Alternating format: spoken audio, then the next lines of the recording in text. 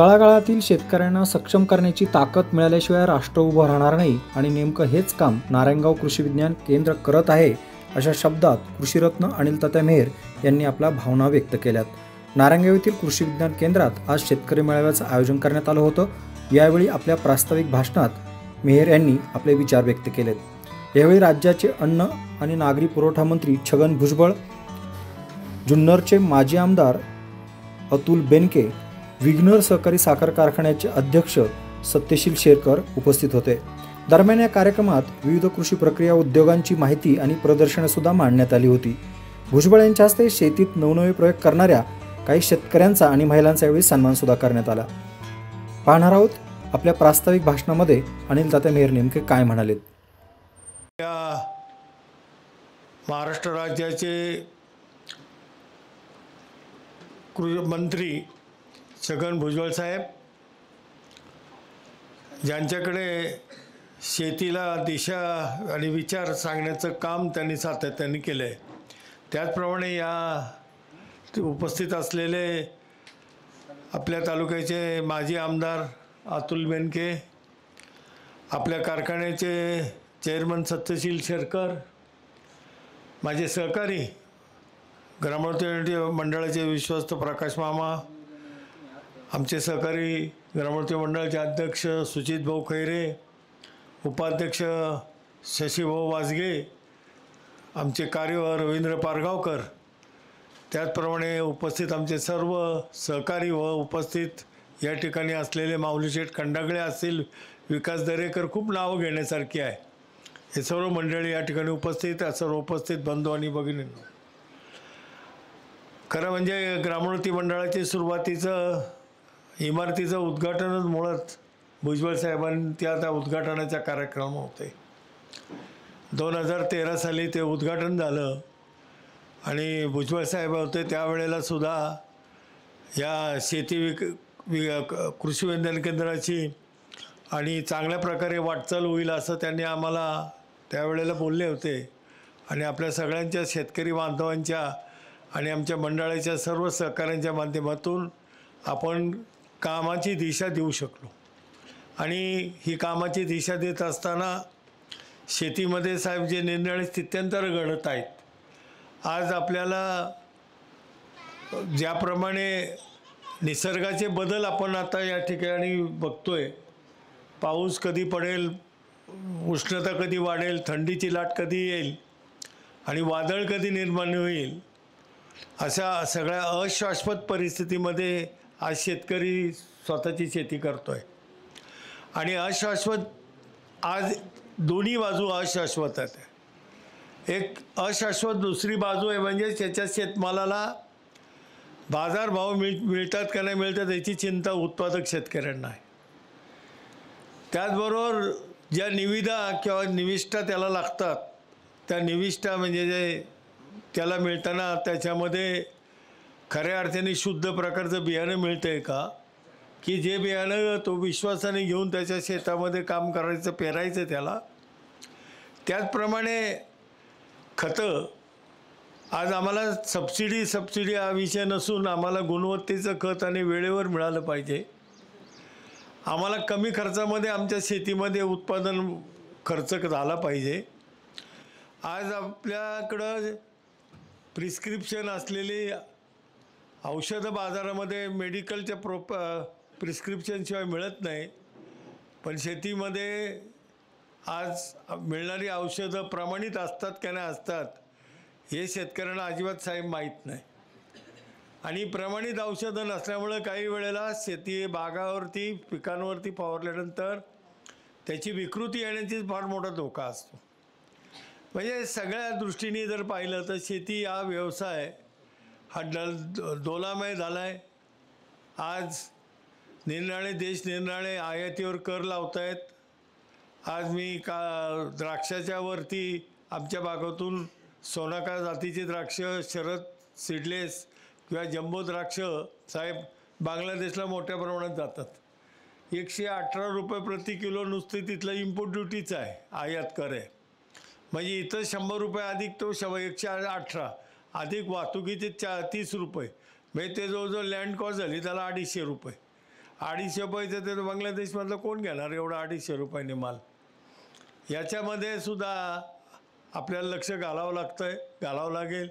त्याचप्रमाणे आज कृत्रिम बुद्धिमत्तेकडे आम्ही का वळलो साहेब, त्याचं प्रेझेंटेशन आपण पाहिलं की आता आम्ही काय विचार करतो की पाण्याची बचत झाली पाहिजे. पाणी हे सगळ्यांच्या मालकीचं आहे. आज आमच्या जुन्नर तालुक्यातील लोकांच्या जमिनी बुडाल्या साहेब पाण्यात. आम्ही लोक धरणग्रस्त झालो, म्हणजे बुडीत क्षेत्रामुळं जमिनी आमच्या गेल्या आणि आम्हालाच आता उद्या टेल टू हेड हा विषय यायला लागला आहे. म्हणजे खालच्या माणसाला पहिलं आणि मग वर तुम्हाला. आता वर आमच्याकडे पाणीच नाही ठेवलं तर आम्हाला वर काय मिळायचं, ही परिस्थिती आहे. ह्या परिस्थितीमध्ये अतुल बेनके लढत होते. त्यांनी लढाई करून बरेचसं काही गोष्टी थोपवल्या.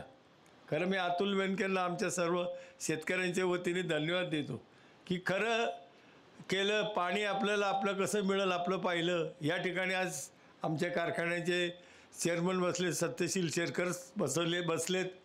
आज आमच्या कारखान्याला सुद्धा ऊसाच्या बागायतदाराला पाणी लागतं आहे. ऊस आमची शेती टिकली पाहिजे.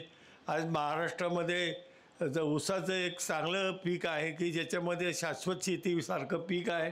कारखाना त्याचं सगळी काळजी घेतो, लागवडीपासून तर तोडणीपर्यंत, आणि संबंध पैसेसुद्धा कारखाना आमचा वेळेवर देतो. हे आमच्या दृष्टीने शेतकऱ्याच्या दृष्टीने योग्य आहे.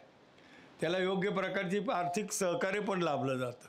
म्हणजे शेतीच्या पिकामध्ये ज्या वेळेला नवीन पिकं येतात साहेब, ह्या नवीन पिकामध्ये आपल्याला कृषी विज्ञान केंद्राचं काम काय आहे की शेतकऱ्यांना नवीन विकसित अशा पिकाचं तंत्रज्ञान दिलं पाहिजे. त्याचप्रमाणे शेतकऱ्याच्या मालाला बाजारभाव देण्याकरता, प्रोसेसिंग करण्याकरता आम्हाला काय करता येते का. आपल्या महिला बऱ्याचशा शेतात नुसत्या खुरपणीचं काम करायच्या. कुठं भेंडी तोडायच्या, कुठं गवार तोड, कुठं भेंडी तोड, फुलं तोड, आणि ह्या सगळ्या कामं करणाऱ्या महिलांचे उदर, श्रम आणि शक्ती, विचार, त्याला काहीतरी उद्योग आपण जर काढून दिला तर त्या तिकडे महिला वळतात. आणि साहेब आपण आता इथे प्रदर्शनात पाहिलं, सातत्याने आम्ही महिलांना सबलीकरणाचा विचार आम्ही त्यांचे हात बळकट करण्याकरता केला. त्याच्याकरता विविध योजना आम्ही आणल्या. आम्ही FSIच्या लोकांना सांगितलं की आमच्या महिलांच्या प्रॉडक्टला तुम्ही रजिस्ट्रेशन द्या. आम्ही त्या महिलांना साहेब आता QR कोड दिला आहे.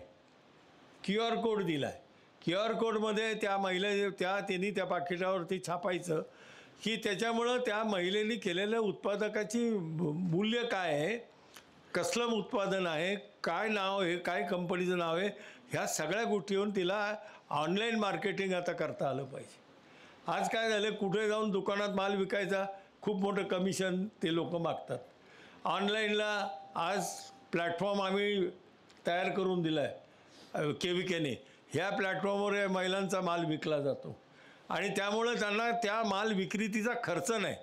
त्या QR कोड स्कॅन केला की त्या महिलेकडे पैसे जातात. ती महिला त्याप्रमाणे माल पाठवण्याची तिची जबाबदारी करते. आणि असे महिला आम्ही करतात काम की साहेब कोणालाही माल चुकीचा पाठवलेला नाही. म्हणजे तुम्ही 100 रुपयाचा माल घेतला, 100 रुपयाचंच आमचं मालात त्यांचं जातं, नाव त्यांनी टिकून धरले. आज ॲमेझॉनसुद्धा साहेब 30-35% कमिशन घेते. आज दारोदार डिलिव्हरी करतात, पण 30-35% कमिशन म्हटलं आपल्या हातात काय राहतं आहे, त्या उत्पादकाच्या हातात. म्हणून आम्ही त्यांना म्हटलं QR कोड करा, त्याच्यामध्ये विका. आम्ही त्यांना दर 2 महिन्यांनी इथं प्रदर्शनं भरवतो, इथं लोक येणं जाणं, त्यांना विक्रीचा मोकळा प्लॅटफॉर्म देतो. कुठं एक्झिबिशन भरत असेल तर KVK त्याच्यात सहभाग घेतं. स्टॉल आम्ही घेतो साहेब, KVK खर्च करतो सगळा. आम्ही त्यांना स्टॉल पण देतो आणि त्या महिलांना सशक्त करण्याचं काम आपण करतो. ह्या महिला जर सशक्त झाल्या तर निश्चितपणे आर्थिक क्रांती झाल्याशिवाय राहणार नाही. आज शेतकऱ्यांच्या बाबतीतसुद्धा आज युवकांच्या पुढं फार मोठे प्रश्न आहेत. या युवकांचे प्रश्न सोडवण्याकरता म्हणून आम्ही त्यांना युवकांनासुद्धा विविध प्रकारचे उद्योजक करण्याकरता काम चालू केले. साधं आपल्याला एक उदाहरण देतो, ऊसाचा गुऱ्हाळ आहे, त्याला की बर्फ न टाकता त्याला ते त्या गुऱ्हाळातून रस बाहेर पडला की त्याला कंडेन्सेशन करून त्याचा रस थंड देण्याची यंत्रणा कशी कुठं मिळती त्याच्या ट्रायल घेऊन त्या असे काही युवक आपण उभे केले जे गुऱ्हाळ घर चालवतात, ऊसाचं रसाचं व्यवसाय करतात. अशा तऱ्हेने विविध प्रकारचे मधुपक्षी पालनामध्ये पण युवकांना पुढं आणले. नंतर नेट हाऊसमध्ये, पॉली हाऊसमध्ये आणलेल्या नर्सरीमध्ये आपण लक्ष देतो. खाली आपण पाहिले असेल ते आता जे निर्माणे ट्रेज आपण पाहिले ते ट्रेज कुठे मिळतात, काय मिळतात, त्याचा मीडिया जो साहेब आहे ना तो फार महत्त्वाचा आहे. त्या मीडिया म्हणजे आतली जी आपण मटेरियल वापरतो त्या मटेरियलला सॅनिटाईज करून देण्याचं काम आम्ही त्यांना शिकवलं आहे. कशा प्रकारे ते सॅनिटाईज करायचं की त्या जीवजंतू जे रोग येणार नाही असे जीवजंतू वाढू द्यायचे नाहीत. या पद्धतीने आपण त्याचं काम करतो. अशा प्रकारे खूप काम केलं आहे. पशुधनावर साहेब काम करतो आहे. आदिवासी पट्ट्यामध्ये ज्या आदिवासी शेतकऱ्यांना आपण दरवर्षी कोंबड्यांची पिल्लं विविध गावांमध्ये वाटतो, पिल्लं देतो त्यांना आदिवासी समाजामध्ये, तिथे जाऊन करतो. आज आपलं भीमाशंकरचं जर साहेब तिथं जर आपण पाहिलं तर आम्ही सातत्याने 4 वर्ष प्रयत्न करून 4 ते 5 वर्ष प्रयत्न करत होतो आणि प्रयत्न आता स्ट्रॉबेरी तिथं उत्कृष्ट पद्धतीची सुरू केली. जी स्ट्रॉबेरी आज चांगल्या क्वालिटीची आहे. आम्ही त्याच्यामध्ये यंदाच्या सीझनला दुबईला साहेब निर्यात केली. त्याला स्ट्रॉबेरीमध्ये आईस्क्रीम करण्याचं सुद्धा त्यांनी काम केलं. प्रोसेस करतात. आज हे छोटे छोटे शेतकरी आहे ज्यांच्याकडे आपण जर गेलात तर किती क्षेत्र आहे ते टेरेसिंग गार्डनिंग आहे, टेरेसिंग आहे. असं जमिनीचा डोंगराचा माथा आहे, टेरेसिंग गार्डनिंग करावं लागतं आणि छोटे छोटे 10 गुंठे 15 गुंठे असे प्लॉट आहेत. त्याच्यामध्ये ड्रीप इरिगेशनपासून सगळी सिस्टीम, त्याला पाणी किती द्यायचं, पाण्याचा निचरा होतो आहे, लॅटरेटिक सॉईल आहे, लाल माती आहे, त्यात वॉटर होल्डिंग कॅपॅसिटी कशी वाढवायची हे सगळं देण्याकरता आमच्या हॉर्टिकल्चर म्हणजे फलोद्यान विभागाची माणसं, नंतर मृदशास्त्रज्ञ म्हणजे माती परीक्षण करणारी माणसं ही सातत्याने जातात.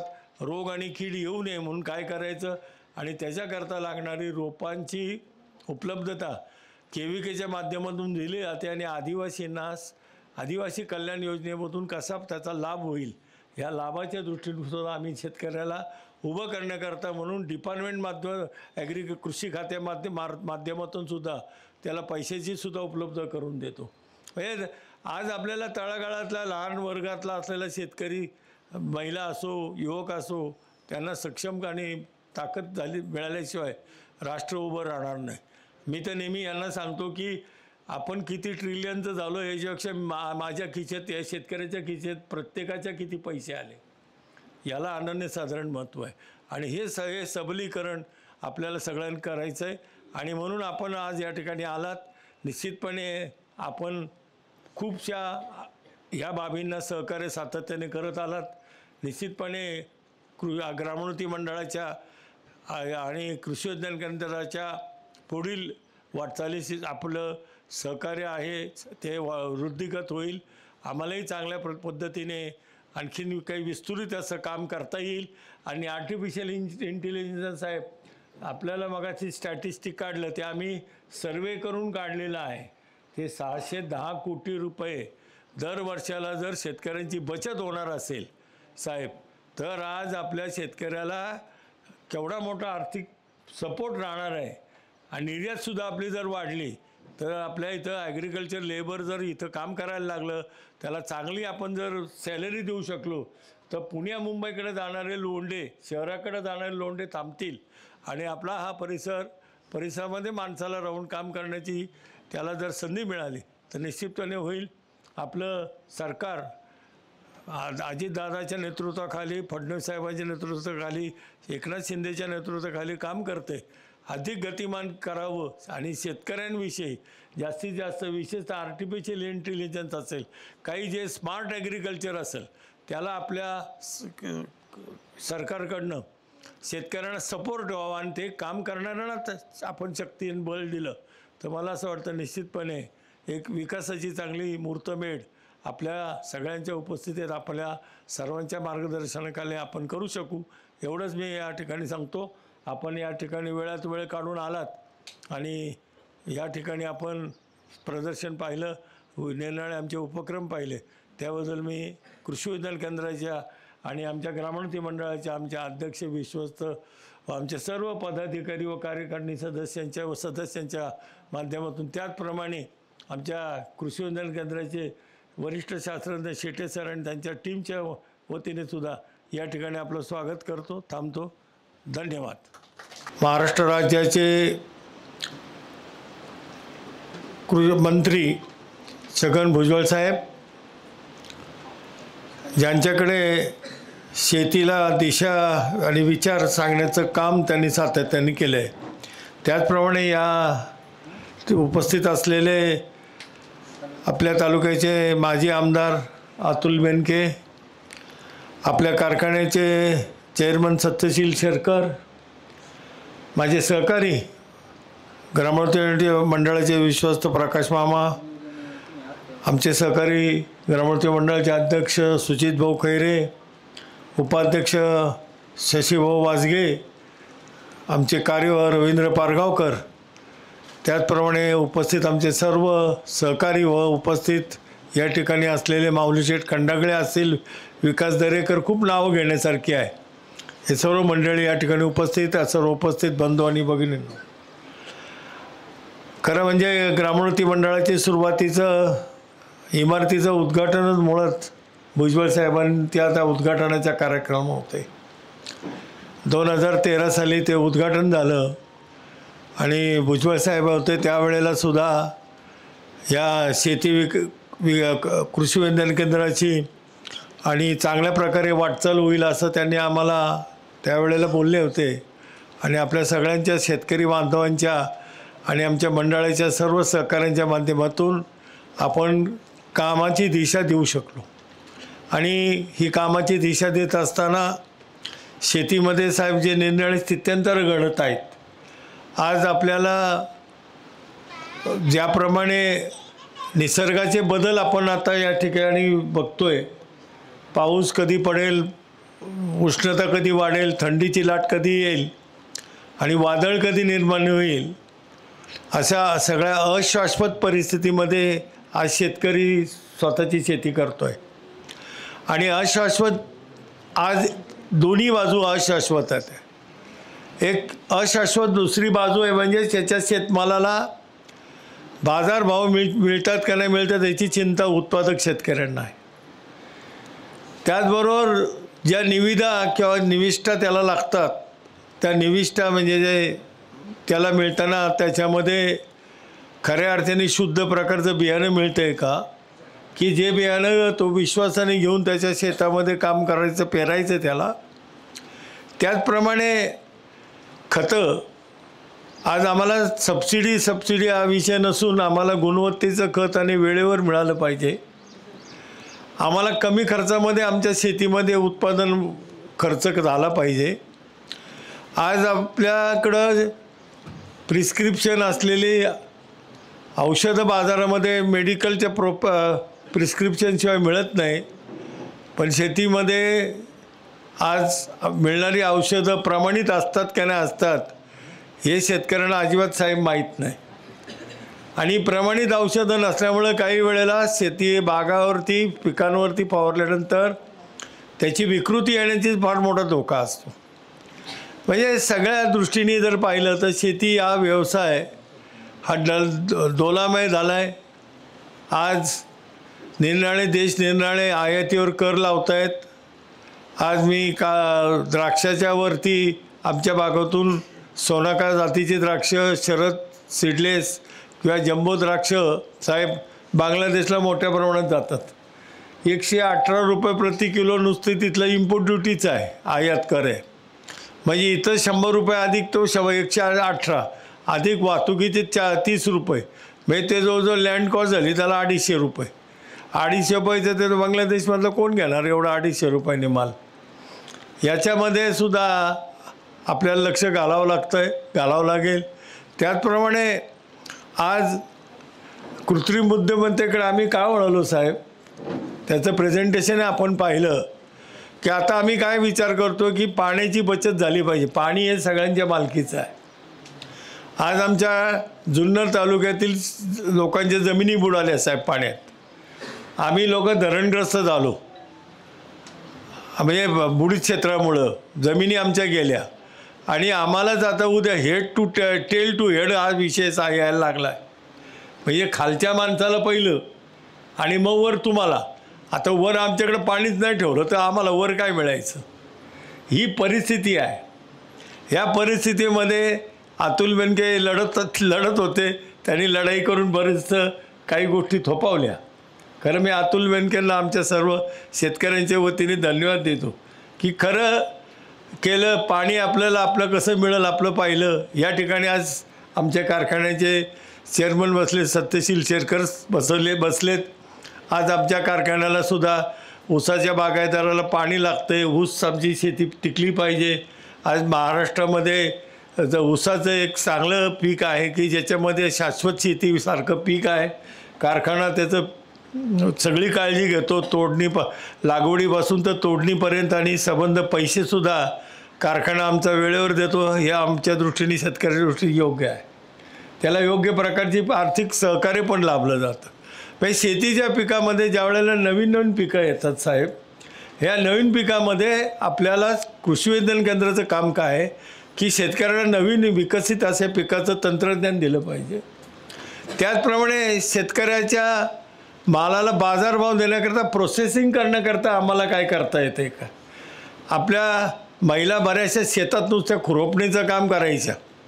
कुठं बा भेंडी तोडायच्या, कुठं बा गवार तोड, कुठं भेंडी तोड, फुलं तोड, आणि ह्या सगळ्या कामं करणाऱ्या महिलांचे उदर, श्रम आणि शक्ती, विचार, हा त्याला काहीतरी उद्योग आपण जर काढून दिला तर त्या तिकडे महिला वळतात. आणि साहेब आपण आता इथे प्रदर्शनात पाहिलं, सातत्याने आम्ही महिलांना सबलीकरणाचा विचार आम्ही त्यांचे हात बळकट करण्याकरता केला.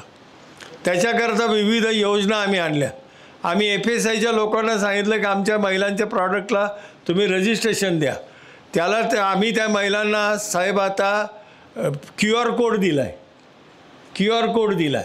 QR कोडमध्ये त्या त्यांनी त्या पाकिटावरती छापायचं की त्याच्यामुळं त्या महिलेने केलेल्या उत्पादकाची मूल्य काय आहे, कसलं उत्पादन आहे, काय नाव आहे, काय कंपनीचं नाव आहे, ह्या सगळ्या गोष्टीवरून तिला ऑनलाईन मार्केटिंग आता करता आलं पाहिजे. आज काय झालं, कुठे जाऊन दुकानात माल विकायचा, खूप मोठं कमिशन ते लोक मागतात. ऑनलाईनला आज प्लॅटफॉर्म आम्ही तयार करून दिला आहे KVKने. ह्या प्लॅटफॉर्मवर या महिलांचा माल विकला जातो आणि त्यामुळं त्यांना त्या माल विक्रीचा खर्च नाही. त्या QR कोड स्कॅन केला की त्या महिलेकडे पैसे जातात. ती महिला त्याप्रमाणे माल पाठवण्याची तिची जबाबदारी करते. आणि असे महिला आम्ही करतात काम की साहेब कोणालाही माल चुकीचा पाठवलेला नाही. म्हणजे तुम्ही 100 रुपयाचा माल घेतला, 100 रुपयाचंच आमचं मालात त्यांचं जातं, नाव त्यांनी टिकून धरले. आज ॲमेझॉनसुद्धा साहेब 30-35% कमिशन घेते. आज दारोदार डिलिव्हरी करतात, पण 30-35% कमिशन म्हटलं आपल्या हातात काय राहतं आहे, त्या मग उत्पादकाच्या हातात. म्हणून आम्ही त्यांना म्हटलं QR कोड करा, त्याच्यामध्ये विका. आम्ही त्यांना दर 2 महिन्यांनी इथं प्रदर्शनं भरवतो, इथं लोक येणं जाणं त्यांना विक्रीचा मोकळा प्लॅटफॉर्म देतो. कुठं एक्झिबिशन भरत असेल तर KVK त्याच्यात सहभाग घेतं. स्टॉल आम्ही घेतो साहेब, KVK खर्च करतो सगळा. आम्ही त्यांना स्टॉल पण देतो आणि त्या महिलांना सशक्त करण्याचं काम आपण करतो. ह्या महिला जर सशक्त झाल्या तर निश्चितपणे आर्थिक क्रांती झाल्याशिवाय राहणार नाही. आज शेतकऱ्यांच्या बाबतीतसुद्धा आज युवकांच्या पुढं फार मोठे प्रश्न आहेत. या युवकांचे प्रश्न सोडवण्याकरता म्हणून आम्ही त्यांना युवकांनासुद्धा विविध प्रकारचे उद्योजक करण्याकरता काम चालू केले. साधं आपल्याला एक उदाहरण देतो, ऊसाचा गुऱ्हाळ आहे, त्याला की बर्फ न टाकता त्याला त्या गुऱ्हाळातून रस बाहेर पडला की त्याला कंडेन्सेशन करून त्याचा रस थंड देण्याची यंत्रणा कशी कुठं मिळती, त्याच्या ट्रायल घेऊन त्या असे काही युवक आपण उभे केले जे गुऱ्हाळ घर चालवतात. ऊसाचं रसाचं व्यवसाय करतात. अशा तऱ्हेने विविध प्रकारचे मधुपक्षी पालनामध्ये पण युवकांना पुढं आणले. नंतर नेट हाऊसमध्ये पॉली हाऊसमध्ये आणलेल्या नर्सरीमध्ये आपण लक्ष देतो. खाली आपण पाहिले असेल ते आता जे निर्माणे ट्रेज आपण पाहिले ते ट्रेज कुठे मिळतात काय मिळतात त्याचा मीडिया जो साहेब आहे ना तो फार महत्त्वाचा आहे. त्या मीडिया म्हणजे आतली जी आपण मटेरियल वापरतो त्या मटेरियलला सॅनिटाईज करून देण्याचं काम आम्ही त्यांना शिकवलं आहे. कशा प्रकारे ते सॅनिटाईज करायचं की त्या जीवजंतू जे रोग येणार नाही असे जीवजंतू वाढू द्यायचे नाहीत. या पद्धतीने आपण त्याचं काम करतो. अशा प्रकारे खूप काम केलं आहे. पशुधनावर साहेब काम करतो आहे.